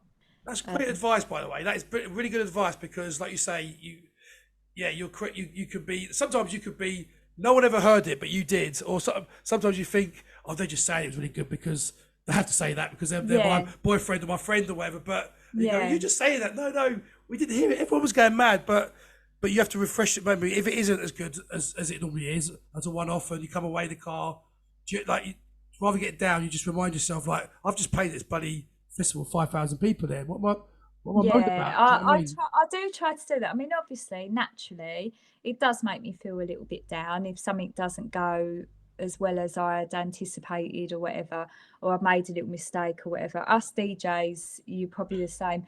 Like, it's cringeworthy. Like, it's so annoying, isn't it? You know, like, it's one of those moments. But it's, you know, that's live performing. Like, some of the biggest artists in the world make mistakes, and that's just life, you know. And you have to remind yourself of that. But I do sometimes, you know, give myself a bit of a hard time. But you have to sort of do a balance of that, because I think that's important as well, to kind of, you know, analyze and kind of criticize what you do, because how else do you progress, you know? And through making these mistakes, you know, this setting was on and I should have remembered to check that or whatever, you know, it's all part of experience, and that's what makes you great, you know, and that's what can make you progress. And you can't always control technology, right? And I know people say you should blame your tool, blah blah blah, but we've all been on setups when something doesn't do what it perfectly should be doing. Yes. But it looks like sometimes that you've made the mistake. Like it's you. And you're like, you're trying to keep your swell face. What's been probably the biggest thing recently? Because like, you're playing at big festivals now. Like Saturday, for instance, there was, because of the weather, there was an issue with the generators. So it was filling up with water, or part of it was filling up with water. So the only way they could alleviate that was to completely switch it all off, decks everything, and reset it, so that they could tip the water out of this part of, I don't know what the generator looked like, but you get my gist. So that was right in the middle of my set. I just got everyone going. Oh no. Yeah, it was right in the middle of my set. I was about, I don't know, 4 or 5 tracks in. Everyone's dancing. It was really good. Really enjoying it. And then I'll get the promoter come up and whisper in my ear, and I was like, oh no. How long did that take then to turn around? Was it? Do you know what? Years ago, I might have panicked, but I just take things like that. I didn't let it faze me. I was just kind of laughing. And to be honest, he was like, really sorry to do this, but obviously you understand if we don't do it, then it's just going to cut out of its own accord and everything else. So he got on the mic and he sort of, gave a shout out to everyone, is everyone doing all right? Everyone enjoying it and all that. So it was all kind of done quite professionally, and it was what it was, and the crowd were fine, and we was all singing and laughing like whilst the music was off. I love that. And you know, and you just do whatever you can really, and the show must go on. It's just that's part of live performing. What's been your biggest achievement in your career? I'd say playing for Clockwork Orange was a massive bucket list thing for me. I absolutely big fan of Clockwork Orange. Adore Clockwork Orange, and various other brands that I've played for, Houseworks, Shush, amazing brands that I've been really fortunate to work with. And also recently I played for a brand called All Things Nice, and they held a wonderful sort of medium-sized festival in Essex as well, and that was probably one of the biggest crowds that I've played to. So that was How many was that? How many was that to? About I don't even know. Probably only about 5,000, but because it was wow, that's amazing. Well, yeah, I'll say only. That's a large amount of people, but I mean, like Clockwork is more like sort of 20,000, but because they've got all the different stages, like you might not get that amount of people in front of you. So this particular festival like just had one stage, so you had kind of the whole festival in front of you. So that was quite a pinch me moment, to be quite honest with you. It was a really can you hear everybody though when you're DJing with a massive crowd like that? Stupid question, but does it lose a little bit because it's so out there, or do you still like you can really hear everybody? It's different experience to obviously doing, you know, the smaller events where that you've got people coming over shaking your hand, because where you're up on a big stage, like it's very different. But I still saw people along the front barrier that I knew and shouting out, you know, and stuff like that, which was amazing. And then to top it off, I handed over to Kathy Brown. Wow.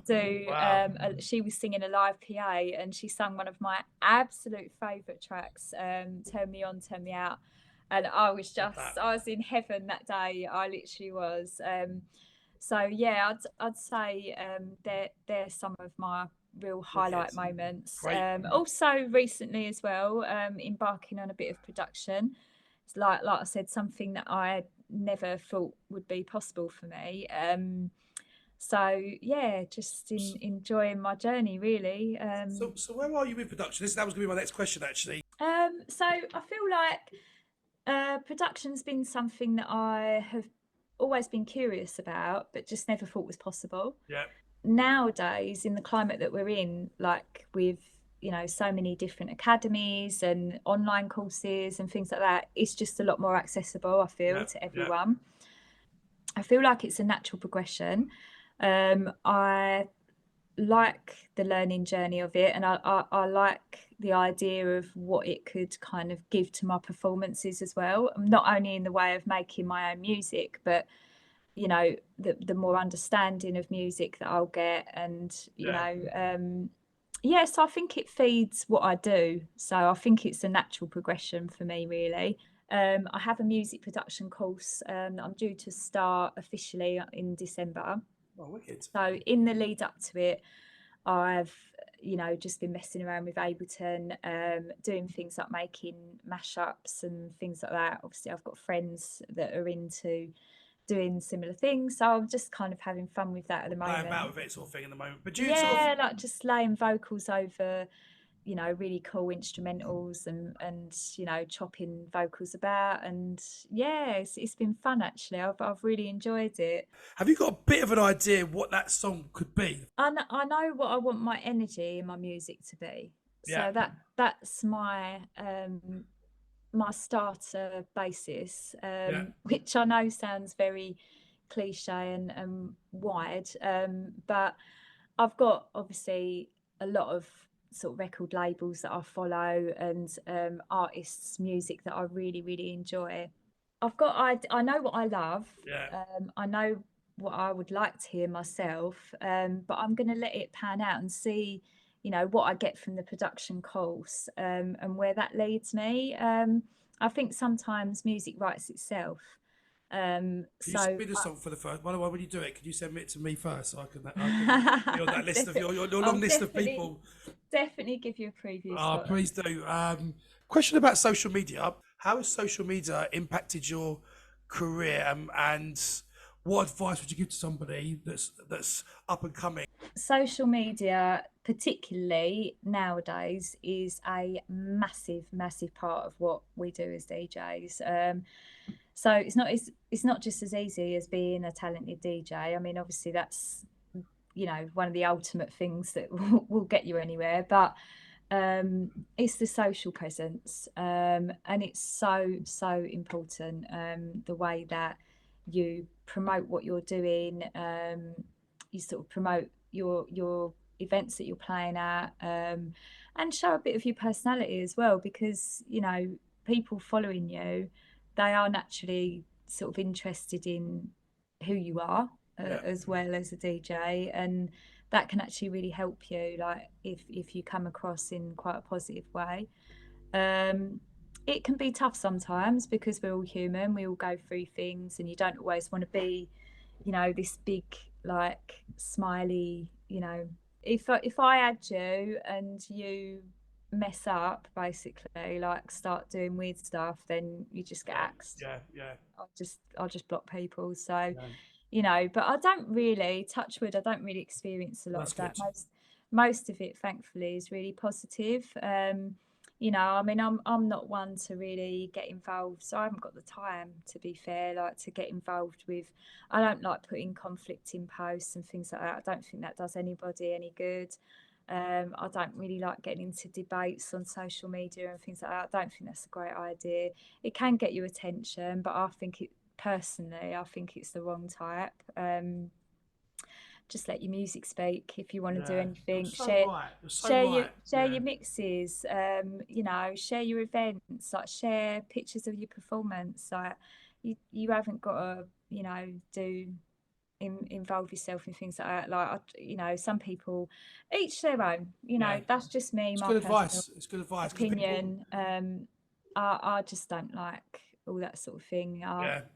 I haven't got time for it. They want a reaction. That's what Of they. course, Yeah. yeah, absolutely. They want this, and people are very different online to what they are in real life as well. Yeah. And this is something that I'm very aware of, Yeah. and I try not to get sucked into. So, it social media is a great thing, but I also think it can be quite damaging as well. So, it's about keeping that, for me.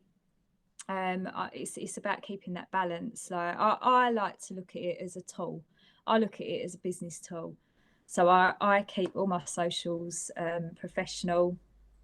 I don't really put a great deal of personal stuff on there. I might put the odd holiday pictures, Yeah. nights out, birthdays, things like that. But I won't generally go on there and start commenting on politics and all that crap. What is the one thing you would want to change about yourself in the next year? One of them is to improve my kind of self-care a little bit more. I'm pretty good on it nowadays. Now I've sort of, at the age I am as well, I just realise how important it is, particularly doing what I do, you know, job-wise as well. Both the teaching and the DJing is both quite full on. So self-care is massively important. So just increasing that a little bit more rest periods as well. I mean, over about the last 5 years, you know, I've not really had a lot of holidays and things like that. So a little bit of me time is needed. Keeping that balance with, you know, keeping up with what I'm doing as well. Another thing I want to do is, well, I have actually given up smoking, which is amazing. Yeah. So it's been nearly 2 years now, but I am still vaping. So I do want to give up the vaping. So yeah, that's kind of on a personal level. Yeah, just That's good. building my That's good. fitness regime. I work out sort of like 3 times a week, or more sometimes.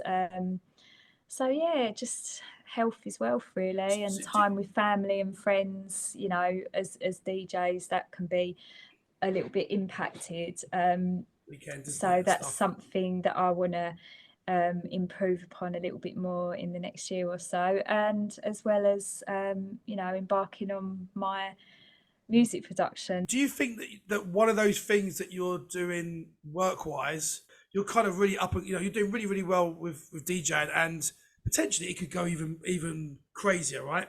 Do you ever, Well, I'd love it if it did, but I get asked this question quite a lot in terms of my two jobs and would I give one up and that kind of thing.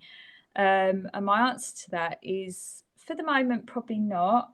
I mean, if things changed in a substantial way, then I'd love to just be a DJ and producer like full time. That's the dream. Been very wary because obviously what we've seen recently with COVID and stuff like that. So I'm very fortunate that I've got, you know, different strings to my bow, because the teaching has basically, you know, saved my life in that period. I would have been in a bad way financially and other ways, I think, had I not had the teaching to keep me going.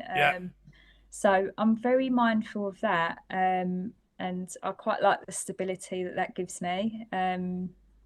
But you know, I mean, that's most DJs' dreams, isn't it? To kind of be able to do it all full time, and you know, maybe it will go that way for me, but I'd have to kind of have maybe some substantial deals in place, I think, for that to happen. I'll never say never, most definitely. But I think recent times have made me really cautious with that. Yeah, no, I get that. Yeah, especially because if you was a full-time DJ, you were unemployed for a couple of years. But do you, just on that though, do you have any milestones or targets? I've not put anything on myself like that time wise. I'm just very much kind of suck it and see. You know, I'm gonna see how things go. It might work out for me, it might not. I'm realistic about these things. So, you know, just because I try something doesn't mean I'm gonna ace it, right? So, you know, I'll give it my best, of course.